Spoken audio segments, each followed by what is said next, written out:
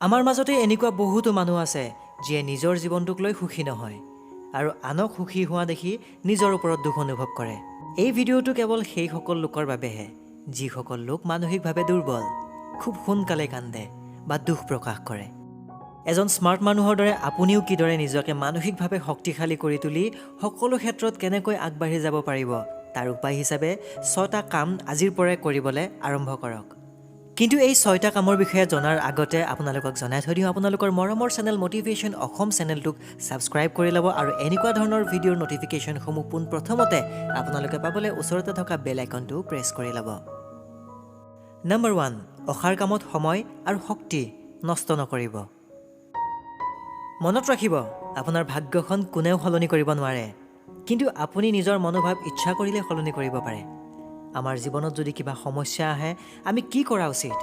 দুখ কৰি বহি থাকিব নে সেই সমস্যাটোৰ সমাধানৰ কথা চিন্তা কৰিব? ধৰি লওক কিবা কাৰণত আমাৰ পৰীক্ষাৰ এখন পেপাৰ বেয়া হ'ল।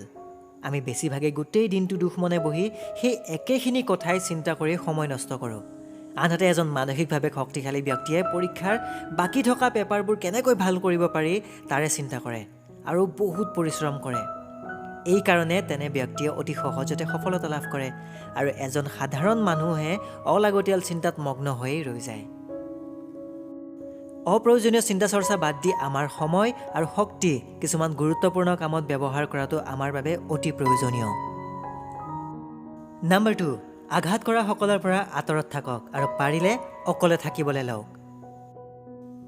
ফেচবুকত মানুহৰ হাঁহিমুখীয়া মুখ বা তেওঁলোকৰ ধুনীয়া জীৱনটো দেখি কেতিয়াবা বেয়া লাগেনে? বা আপোনাৰো তেনেকুৱা এটা জীৱন জীয়াবলৈ মন নাযায়নে? এটা কথা সদায় মনত ৰাখিব, বাস্তৱত কাৰো জীৱনেই ইমান নিখুঁত নহয়। সকলোৰে জীৱনত অসুবিধা আছে, কিন্তু সকলোৱে নিজৰ কেৱল ভাল মুহূৰ্তবোৰহে ছ'চিয়েল মিডিয়াত দেখুৱাই ভাল পায়। ইয়াৰ বাবেই আমি আনৰ জীৱনক অতি সুখী বুলি ভাবি লওঁ, যিটো আচলতে নহয়। মানসিকভাৱে শক্তিশালী যিসকল লোক তেওঁলোকে নিজকে ফেচবুক, ইনষ্টাগ্ৰাম বা অন্য ছ'চিয়েল মিডিয়া প্লেটফৰ্মৰ পৰা আঁতৰাই ৰাখে, যাতে আনৰ পৰিস্থিতি দেখি তেওঁলোকৰ মনটো বিচলিত নহয়। বেয়া মানুহৰ পৰা আমি কেৱল দুখ আৰু ভুল বুজাবুজিহে পাওঁ, সেয়ে বেয়া সংগীৰ পৰাও এজন স্মাৰ্ট মানুহ আঁতৰি থাকে। নম্বৰ 3, পৰিৱৰ্তন আৰু নতুন চিন্তাধাৰা ব্যৱহাৰ কৰক। ভয়, যিয়ে আমাক শিকলিৰ দৰে বান্ধি ৰাখে আৰু যিকোনো কামত আগবাঢ়ি যোৱাত বাধা দিয়ে। আমি বিপদৰ পৰা সদায় পলাই থাকোঁ। আমি নিজকে পৰিৱৰ্তন হোৱাটো বিচাৰোঁ, সেয়া শাৰীৰিকভাৱেই হওক বা মানসিকভাৱেই হওক। আমি সকলোৱে জানো ৰাতিপুৱা শুই উঠি শাৰীৰিক ব্যায়াম কৰাটো আমাৰ স্বাস্থ্যৰ বাবে অতিকৈ জৰুৰী, কিন্তু বাস্তৱত বেছিভাগ মানুহেই নিজৰ টোপনিটোকেই প্ৰধান কাম হিচাপে লয়, ব্যায়াম কৰাটো দূৰৰ কথা। আমি আমাৰ কৰ্মক্ষেত্ৰত নতুন কিবা এটা চেষ্টা কৰিবলৈ বা যিকোনো ধৰণৰ ৰিস্ক ল'বলৈ ভয় কৰোঁ, কিন্তু জীৱনত আগবাঢ়ি যাবলৈ হ'লে পুৰণি নিয়ম সলনি কৰিবই লাগিব। নিগেটিভ চিন্তাধাৰা আৰু পুৰণি মানসিকতাৰ বাবে বহু লোক আগবাঢ়ি যাব নোৱাৰে, কিন্তু মানসিকভাৱে শক্তিশালী ব্যক্তি এজনে নতুন চিন্তা আৰু নতুন পৰীক্ষা নিৰীক্ষাৰ প্ৰতি অকণো ভয় নকৰে। তেওঁ সহজতেই নিজৰ নিয়ম আৰু আচৰণ সলনি কৰি আগবাঢ়ি যায়। বুদ্ধি প্ৰতিজন মানুহৰেই থাকে, কিছুমান মানুহে নিজৰ নিগেটিভ চিন্তাধাৰাৰ বাবে সেই বুদ্ধিমত্তাক ব্যৱহাৰ কৰিব নোৱাৰে আৰু জীৱনত একোৱেই কৰিব নোৱাৰে। একে ঠাইতে কিছুমান পজিটিভ চিন্তাধাৰা ব্যৱহাৰ কৰি জীৱনত বহু দূৰ আগবাঢ়ি যায় কিছুমান লোকে। এনেবোৰ লোককেই মানসিকভাৱে শক্তিশালী বুলি কোৱা হয়। গতিকে জীৱনত আগবাঢ়ি যাবলৈ আমি নিজকে সলনি কৰিব লাগিব। নম্বৰ 4, ভুলৰ দায়িত্ব লওক আৰু ভুলৰ পৰা শিক্ষা লওক। আজিকালি আমি কেৱল ইজনে সিজনক দোষ দি থাকোঁ। তেওঁলোকৰ ভুলৰ দায়িত্ব কোনেও গা পাতি ল'ব নিবিচাৰে। এই কাৰণেই লাহে লাহে পৃথিৱীৰ আধা ঠাইতেই যুদ্ধ সংঘটিত হৈ থাকে।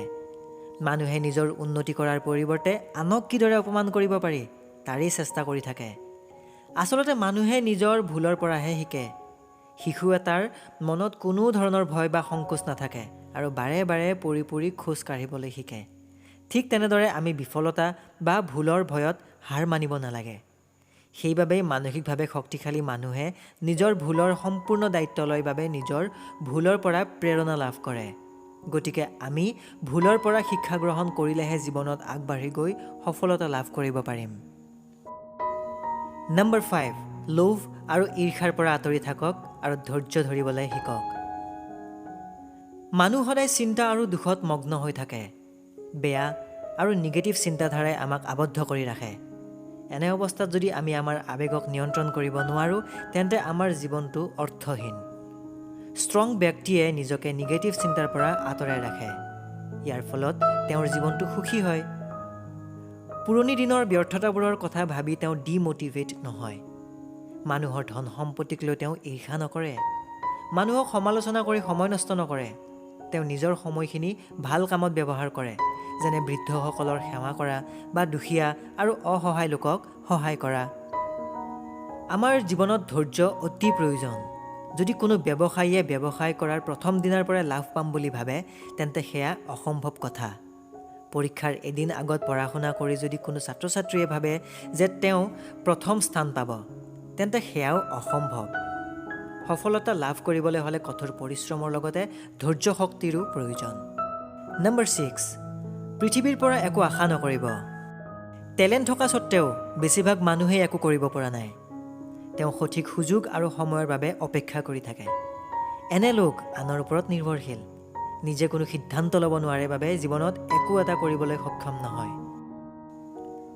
মানসিকভাৱে শক্তিশালী মানুহক চাব, সদায় তেওঁলোক স্বাধীন। সময় আৰু পৰিস্থিতি যিমানেই বেয়া নহওক কিয়, তেওঁলোকে নিজৰ মনটোক কেতিয়াও পিছুৱাই আহিব নিদিয়ে। তেওঁলোকে পৃথিৱীৰ পৰা একোৱেই আশা নকৰে। কোনো সুযোগৰ বাবে অপেক্ষা নকৰি নিজৰ কাম কৰি গৈ থাকে। এনেবোৰ মানুহ চতুৰ, কিন্তু স্বাৰ্থপৰ নহয়। এনেকুৱা মানুহৰ মনটো অতি সহজ সৰল আৰু আচৰণ অতি জনপ্ৰিয়। এনে লোকে নিজৰ পিতৃ মাতৃ আৰু শিক্ষকৰ লগতে আন মানুহকো সন্মান কৰে। সেয়ে এই সকলোবোৰ বৈশিষ্ট্যৰ বাবে এজন মানসিকভাৱে শক্তিশালী ব্যক্তি এজন সাধাৰণ মানুহতকৈ জীৱনত অধিক সফল হ'বলৈ সক্ষম হয়।